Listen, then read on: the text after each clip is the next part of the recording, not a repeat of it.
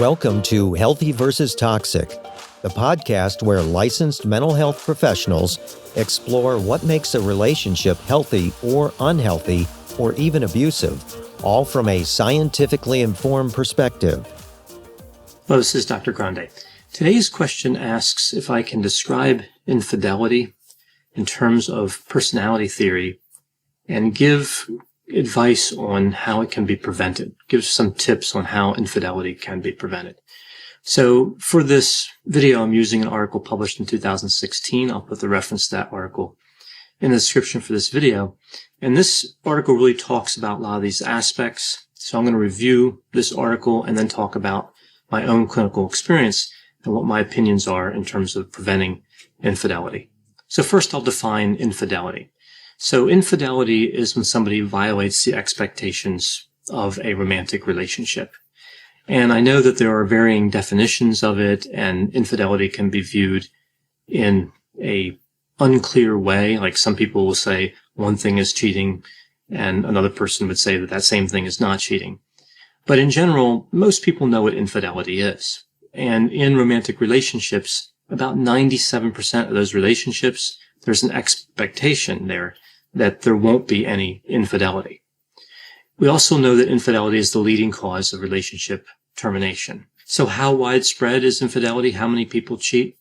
Well, at some point during their lifetime, we know that about 50% of men and 35% of women will have an affair. Now, what's interesting about this is just one affair. So at least one affair. It doesn't talk about people that would cheat multiple times. If you factor that in, cheating is really remarkably common. Now, 50% of men and 35% of women, that's already fairly common. But again, if you count the people that cheat 5, 10, 20 times, then the impact of infidelity is a little more clear. It's actually remarkably common and has devastating effects on relationships. So what's the personality type of someone who cheats? Well, someone who cheats can have any personality type, but there are certain tendencies, there are certain traits we would expect to see when we look at large numbers of people who involve themselves in infidelity. So to understand personality here, I'll be using the 5-factor model, remembered through the acronym OCEAN: openness to experience, conscientiousness, extroversion, agreeableness, and neuroticism. So someone who would be more at risk to have an affair would tend to be high in openness to experience. So they'd be intellectually curious. They would appreciate the arts, have a lot of imagination. We'd also expect to see low conscientiousness. So this is somebody who's not very well organized and may be impulsive in terms of making decisions.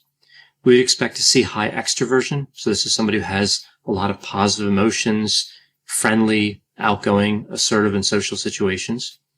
We would expect to see low agreeableness. So this is somebody who's uncooperative. They value competition over cooperation, and they tend not to trust other people. And the last trait we'd expect to see here would be high neuroticism. So this would be somebody who tends to be angry, depressed, anxious, and they feel vulnerable. So that's kind of the 5-factor model profile that we see, again, looking at large numbers of people who have been unfaithful in relationships.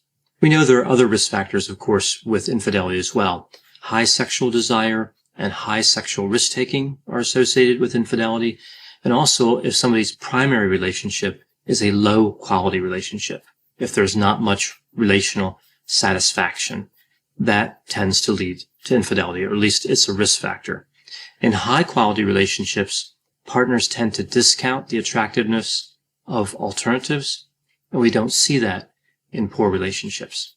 Now, the particular study I'm talking about here, they looked at individuals and asked them different questions about infidelity and other behaviors, and they also assessed them with a variety of instruments, including a few designed to capture these different risk factors like personality and attitudes toward sexuality. And we see here that 17% of the participants in this study, and there were several hundred participants, said that they had an affair, said that they were involved in cheating.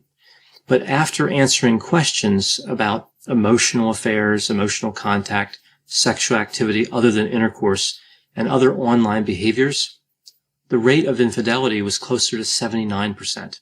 And that still didn't account for any lying that occurred. Now, of course, you could argue people might lie in both directions, but usually we think of in these studies that individuals will avoid talking about infidelity type behaviors, that behavior is kind of embarrassing, so they're more likely to lie and say they didn't involve themselves in those behaviors. So we went from 17%, again, that admitted infidelity to 79% that actually involved themselves in infidelity. Now, I know that one of the arguments here could be, well, if we have these different percentages, like I mentioned before, 50% of men and 35% of women over the lifetime, 79% infidelity rate is surprising, but you could see how somebody could get there. You could have people that, again, are underreporting. Well, that is a reasonable argument, but in this particular study, the oldest participant was 26. The age range here was 18 to 26. So just in that age range, 79% had, again, been active in cheating. One of the patterns that was recognized in the study is that people may be cheating instead of leaving and finding someone new. So what I mean by this is someone might know that the relationship they're in, their primary relationship, is not going to work out, but they'll stay in that relationship, essentially stringing that person along as they cheat in order to find a new relationship. Now, clearly, starting a relationship through infidelity or cheating, whatever word you want to use, is almost always a bad idea in terms of predicting a positive outcome. It's a negative prognostic indicator for a good relationship. But either way, this is what we're seeing here from this study. Now, interestingly, for this particular study, personality was not a good predictor of cheating. The 5-factor model of these different participants really didn't tell us if they were going to cheat or not.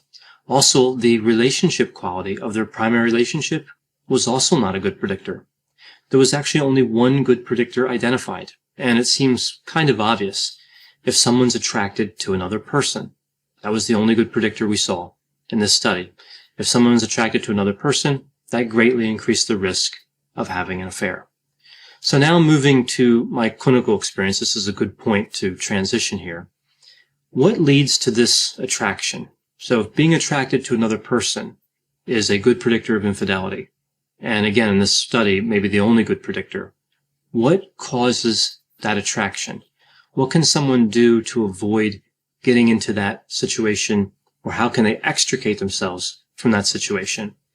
Well, this comes down to a theory that I've developed from treating a lot of couples that were involved in infidelity. And it's a critical moment theory. I believe that in relationships and in infidelity, there's a critical moment that occurs, specifically in the relationship between the person and the person that they're thinking about cheating with, or that they could potentially cheat with.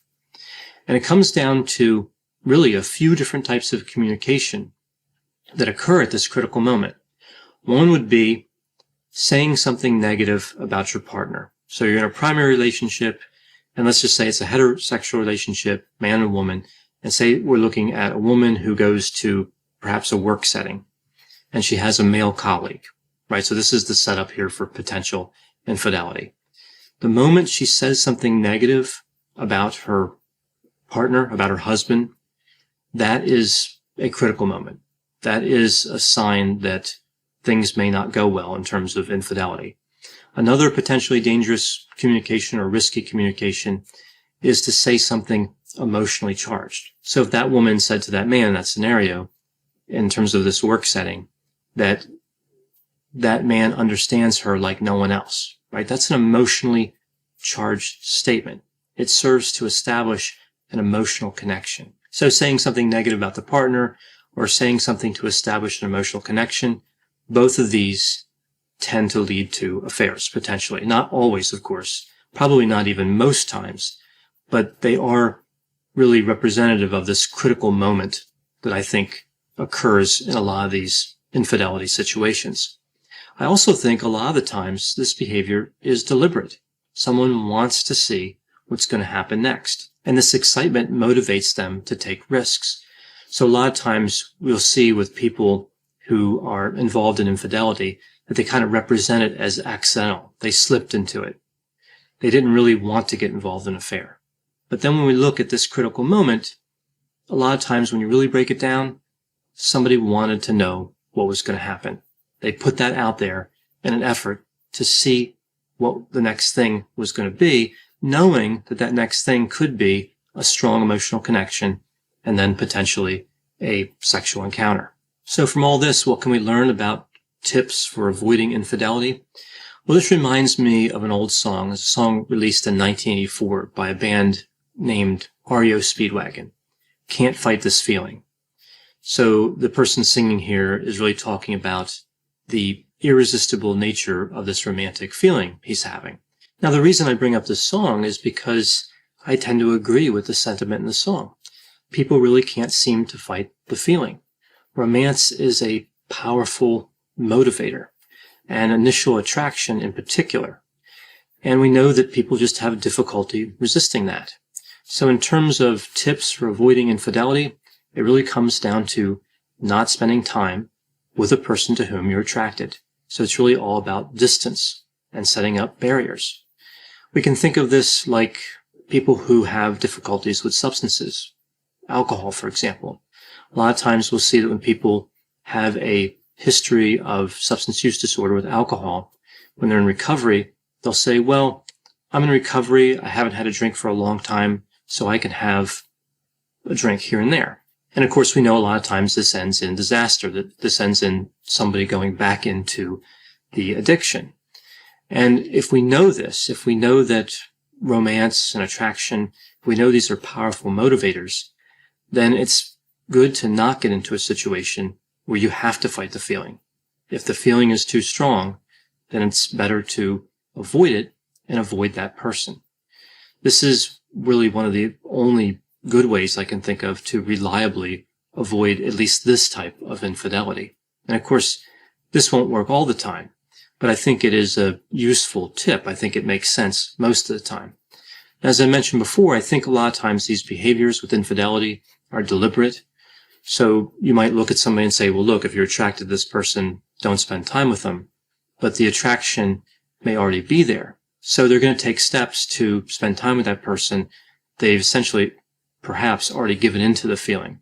So you really have to get involved in terms of avoiding infidelity. You have to get involved before that feeling really takes root.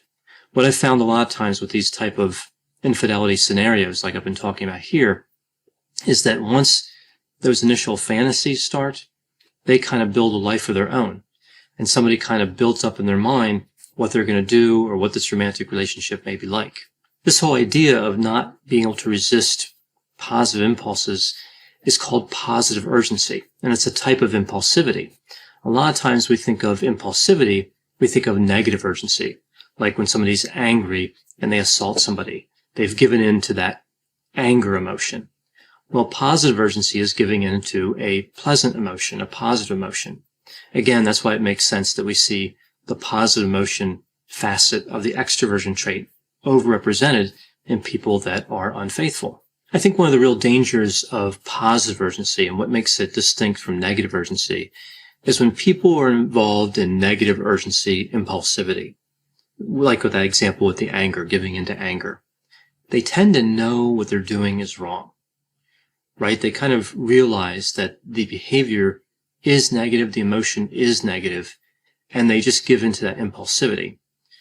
With positive urgency, they believe that their actions are right sometimes. So they're giving in to a positive urgency situation, to a positive emotion. And they may, at some level, recognize the infidelity is not helpful, but that sentiment sort of gets covered by that positive urgency. Positive urgency has a way of converting something negative, a negative act, into something that looks like a positive act.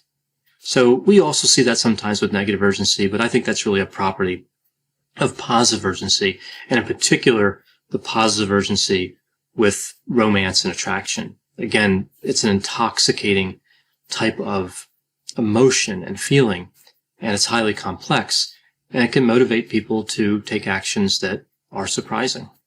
So if someone knows that they have difficulties with positive urgency, if they can't resist impulses, again, I don't see many other ways to avoid infidelity other than avoiding the situation.